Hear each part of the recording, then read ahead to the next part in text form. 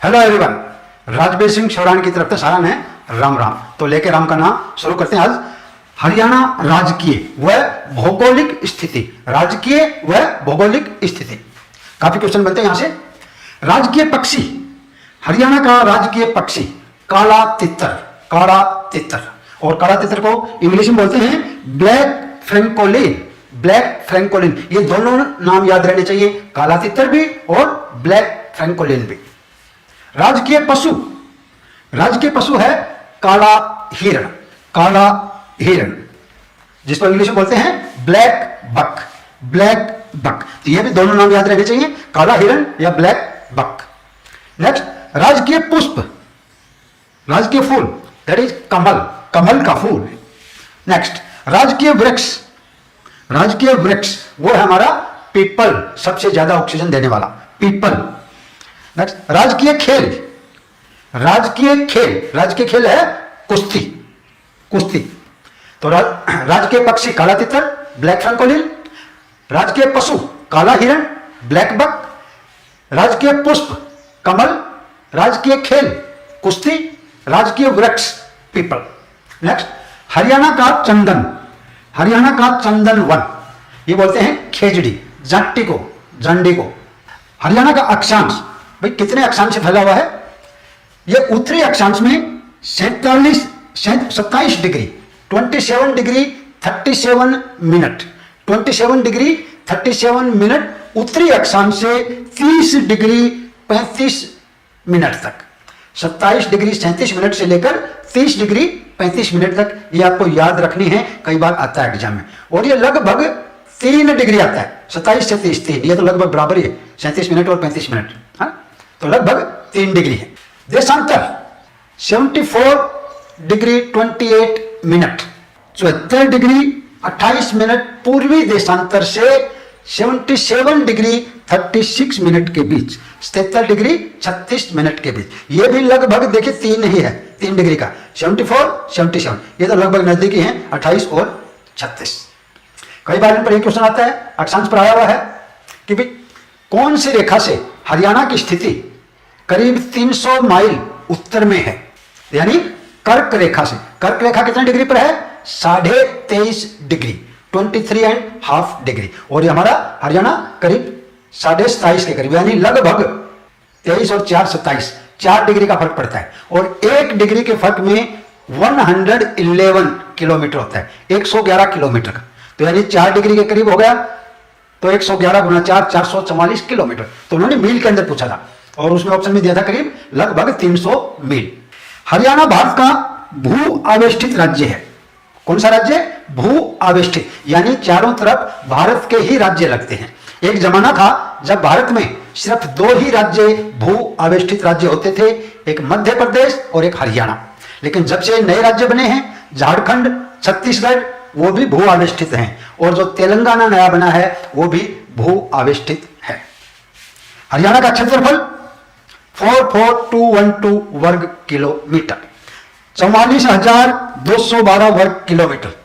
देश के कुल क्षेत्रफल का, कुल क्षेत्रफल का है 1.34%। यह भी कई बार आया हुआ है, 1.34%। और भारत का ये 21वां राज्य 2011 की जनगणना के अनुसार।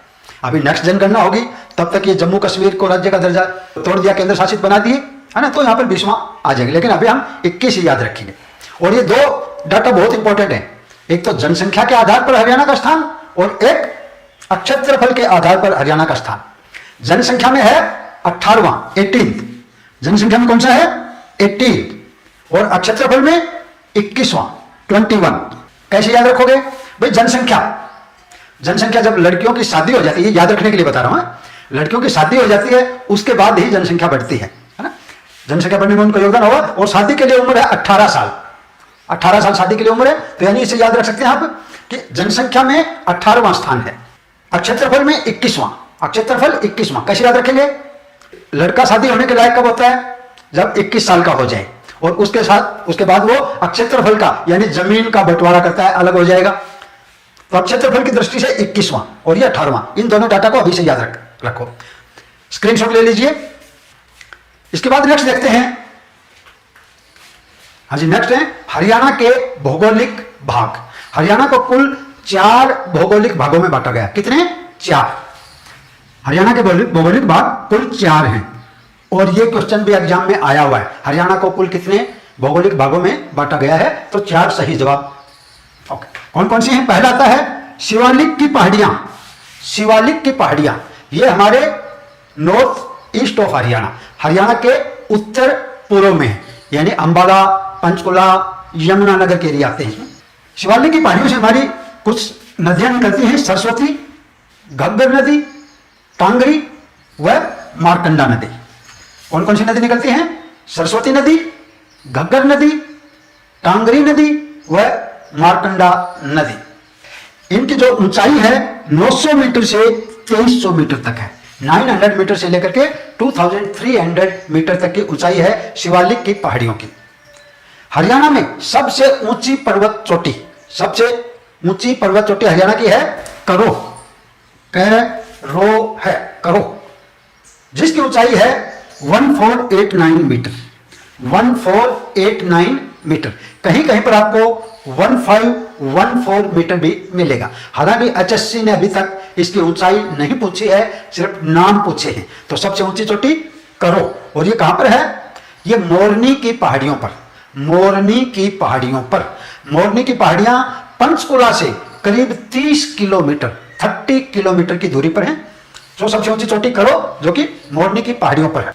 शिवालिक के बाद दूसरा आता है घग्गर यमुना मैदान, यानी घग्गर नदी व यमुना नदी के बीच का मैदान। इनको हम 2 भाग में काउंट करते हैं। एक बोलते हैं बंगर एरिया, बंगर यानी जो ऊंचा मैदान है वो बंगर है। हरियाणा में ज्यादातर क्षेत्रफल बंगर का है। और एक खादर, जो नीचे वाला एरिया है वो खादर का है, जनरली नदियों किनारे वाला, जहां पर बार बार में बाढ़ आती रहती है। नेक्स्ट थर्ड वन आता है अर्ध मरुस्थलीय रेतीला मैदान। अर्ध मरुस्थलीय रेतीला मैदान ये बागड़ एरिया है, यानी राजस्थान से लगता हुआ। हमारा सिरसा, कुछ पार्ट्स ऑफ अपने फतेहाबाद, कुछ पार्ट्स ऑफ हिसार, भिवानी, महेंद्रगढ़, तो राजस्थान के साथ जो लगते हुए हैं वो एरिया बागड़ एरिया। नेक्स्ट फोर्थ वन है अरावली की पहाड़ियां। अरावली की पहाड़ियां, अरावली की पहाड़ियों को हम मेवात की पहाड़ियां भी कहते हैं। यह भी क्वेश्चन आया हुआ है। अरावली की पहाड़ियों को अन्य किस नाम से जाना जाता है? मेवात की पहाड़ियां। अरावली की पहाड़ियों की मुख्य उपस्थिति हरियाणा में कौन से जिले में है? गुरुग्राम जिले में है। इसको भी याद रखना है। कई बच्चे गलती से फरीदाबाद टिक लगाकर आ जाते हैं और HSSC बार बार ये देती है गुरुग्राम। अरावली की पहाड़ियों की सबसे ऊंची चोटी डोसी की पहाड़ी है, जो कि 652 मीटर है। 652 मीटर, 652 मीटर। डोसी की पहाड़ी वही है जहां पर हमारे 54 ऋषि जी रहते थे। 54 ऋषि वाली पहाड़ी डोसी की पहाड़ी। ये नारनौल के पास एक गांव है कुलताजपुर, कुलताजपुर। तो कुलताजपुर में डोसी की पहाड़ी पर 652 मीटर की ऊंचाई पर है। ये हमारी अरावली की सबसे ऊंची चोटी है। और शिवालिक की सबसे ऊंची चोटी करो। तो हरियाणा के 4 भौगोलिक भाग कौन कौन से हैं? शिवालिक की पहाड़ियां और नीचे अरावली की पहाड़ियां, बीच में घग्गर और यमुना के बीच वाला मैदान बागड़ बोलते हैं जिसको, और अर्ध मरुस्थलीय रेतीला मैदान राजस्थान के साथ लगता हुआ बागड़ एरिया। स्क्रीनशॉट ले सकते हैं। उसके बाद नेक्स्ट देखते हैं। हाँ जी, नेक्स्ट आता है डॉक्टर जसबीर सिंह ने एक पुस्तक लिखी थी। उस पुस्तक का नाम आपको मालूम होना चाहिए। पुस्तक का नाम है an agricultural geography of Haryana. An agricultural geography of Haryana पुस्तक के लेखक कौन? यानी डॉक्टर जसबीर सिंह। डॉक्टर जसबीर सिंह ने लिखी थी। हालांकि इन्होंने इस पुस्तक में हरियाणा में टोटल 8 भाग दिखाए। वो 8 भाग आपको याद नहीं करने हैं, आपको भाग 4 ही रखने हैं। एग्जाम ओरिएंटेड 4 ही हैं। और 8 के कारण कई बच्चों को कंफ्यूजन हो जाता है। ऑप्शन में 4, 5, 6, 8 ऐसे आते हैं, तो 8 जिसने लगा दिया रॉन्ग हो जाएगा क्वेश्चन, क्योंकि HSSC 4 कोई मानती है, जो आपको अभी पहले बताए थे। समुद्र तल से हरियाणा की औसत ऊंचाई है 200 से 300 मीटर, 200 to 300 मीटर। 200 से 300 मीटर औसत ऊंचाई हरियाणा की। घग्गर के एक तरफ, जो घग्गर नदी है उसके एक तरफ है मोरनी की पहाड़ियां और दूसरी तरफ है टिप्रा श्रेणी। टिप्रा की पहाड़ियां। तो यह भी आपको मालूम होना चाहिए।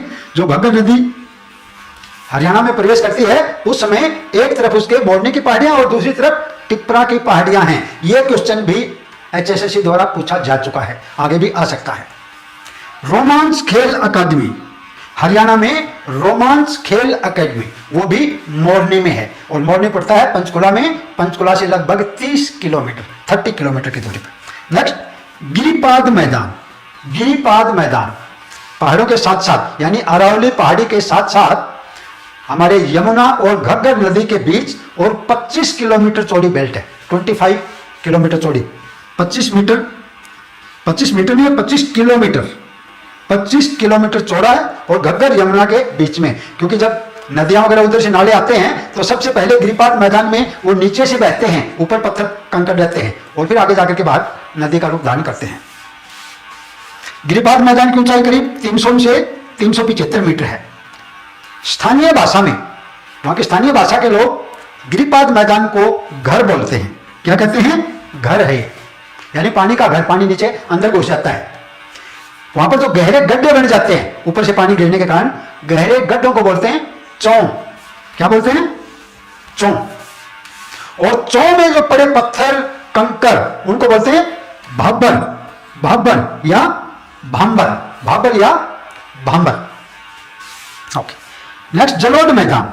हरियाणा में सबसे ज्यादा जलोढ़ मैदान है। जलोढ़ यानी जहां पर आप बाढ़ नहीं आती है, करीब 68.2% जलोढ़ मैदान है। उसको हम बोलते हैं बांगर। जलोढ़ मैदान का दूसरा नाम क्या है? बांगर। तो सबसे ज्यादा क्षेत्रफल कौन से एरिया का है हरियाणा में? बांगर का है, जलोढ़ मैदान का है। सबसे ज्यादा बोली कौन सी बोली जाती है हरियाणा में? बांगरू, क्योंकि बांगर एरिया ज्यादा है और बांगर एरिया की बोली को बांगरू कहते हैं। तो ये जलोढ़ के मैदान शिवालिक से अरावली तक, यानी उत्तर पूर्व में जो शिवालिक की पहाड़ियां और दक्षिण में अरावली की पहाड़ियां, इनके बीच प्लस यमुना व घग्गर नदियां, इनके बीच, यानी मैक्सिमम हरियाणा इसी में कवर हो रहा है, इस रेतीले इलाके के बाद। नेक्स्ट देखते हैं। हाँ जी, नेक्स्ट है बाढ़ के मैदान। बाढ़ के मैदान, जो बाढ़ में आई नई मिट्टी, नई मिट्टी जो आती है उसको खादर बोलते हैं। और बाढ़ के मैदान किसको बोलते हैं? जहां हर साल बाढ़ आती रहती है, तो बाढ़ के साथ जो नई मिट्टी आती है उसको बोलते हैं खादर। जो मारकंडा नदी है, मारकंडा नदी जिसके किनारे शाहबाद है, शाहबाद मारकंडा, शाहबाद हमारी हॉकी की नर्सरी। ओके। मारकंडा नदी का बाढ़ का मैदान उसको क्या बोलेंगे? बेट। बेट। मारकंडा नदी का बाढ़ का मैदान को क्या बोलते हैं? बेट बोलते हैं। जबकि हॉकी स्टिक बोलना चाहिए, क्योंकि मारकंडा नदी के किनारे शाहबाद है और शाहबाद में हॉकी की नर्सरी, और हमारे हरियाणा के जो खेल राज्य मंत्री हैं वो भी वहीं से हैं, शाहबाद से। तो कोई बात नहीं, आपको बेट याद रखना, बैट से याद रख लो, हॉकी नहीं तो बैटिंग की तरह यूज करते हैं। मारकंडा नदी का बाढ़ का मैदान बेट। घग्गर नदी का बाढ़ का मैदान, घग्गर नदी का बाढ़ का मैदान नैली।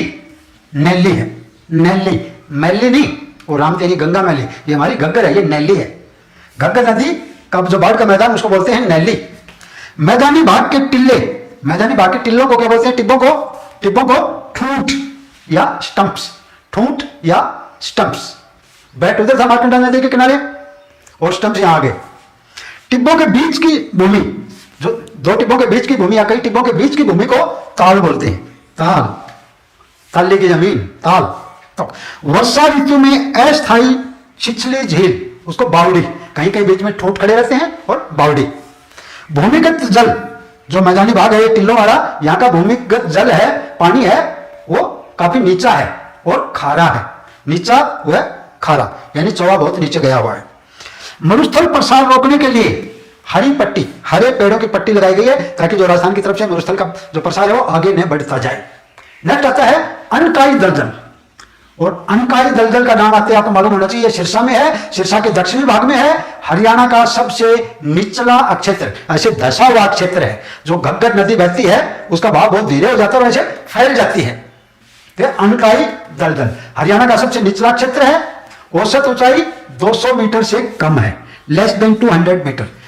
सिरसा के दक्षिणी हिस्से में है और घग्गर नदी का जो प्रवाह है वो धीरे हो जाता है और पानी फैल जाता है काफी जगह। अनकाई दलदल। नेक्स्ट, तरंगित बालू मैदान। तरंगित बालू मैदान, ये वायु के निक्षेपण के कारण बने होते हैं। वायु के निक्षेपण के कारण खासकर महेंद्रगढ़, रेवाड़ी व गुरुग्राम में फैला है तरंगित बालू मैदान। तो ये थे अपने हरियाणा के राजकीय व कुछ भौगोलिक स्थिति की जानकारी। ज्यादातर पेपर्स में एक क्वेश्चन बनता है यहां से। होप आपको समझ में आया होगा। अगर मेरे वीडियो आपको समझ में आ रहे हैं तो खागड़ो लाइक कर दिया करो, क्या जाता है बटन दबाने में। Thank you. राम राम, जय राम जी की। फिर मिलता हूं अगले वीडियो के साथ।